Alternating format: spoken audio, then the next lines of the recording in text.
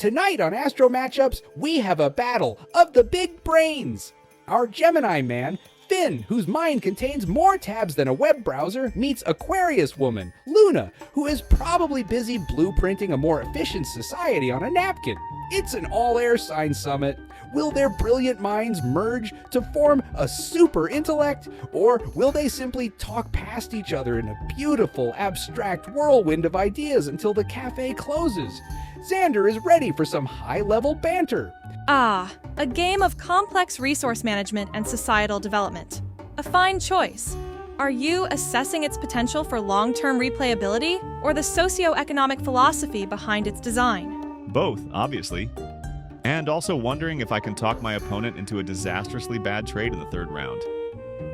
Finn, it's a pleasure to meet a fellow analyst. No, hello, how are you? Here, folks, they lead with game theory and witty deconstruction. This isn't a date, it's a peer review. And frankly, Xander's here for it. So, the rules state that no two adjacent territories can be, which is interesting. It reminds me of a theory I read about fractal geometry and urban planning and how it affects social cohesion. Which directly relates to the flawed utopian models of the mid-20th century.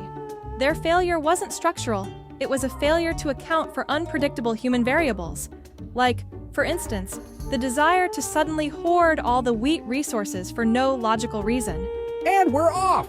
They started with game rules and have seamlessly transitioned to urban planning and failed utopias. They haven't even rolled the dice yet. This is either true love or the world's most interesting debate club meeting. Exactly. Okay, a question for you, Luna, and this isn't strategy. When you outsmart someone with a brilliant, unexpected move, what does that feel like? Feel? The objective feeling is one of tactical satisfaction. A logical sequence has been successfully executed, leading to a preferred outcome.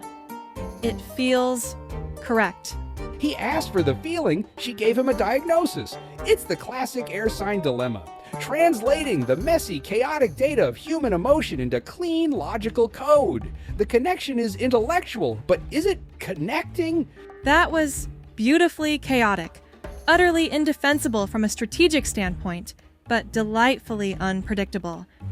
You're testing the system. I had to see if the simulation could handle a paradox. You're the first person who didn't just call it a bad move. It was a bad move, but it was an interesting one. And there it is, the meeting point. Not in logic, not in feeling, but in a shared love for poking the system to see what breaks. This, my friends, is how air signs flirt. This was fun.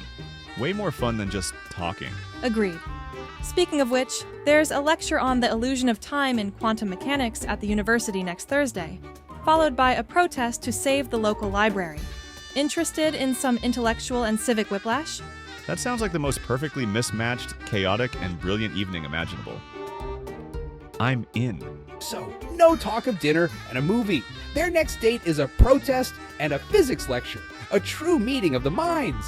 But can a relationship thrive on intellectual sparks and shared eccentricities alone, or will it eventually float away for lack of emotional gravity? You know the question. Love, or just brilliantly distracted best friends? Postulate your theories in the comments.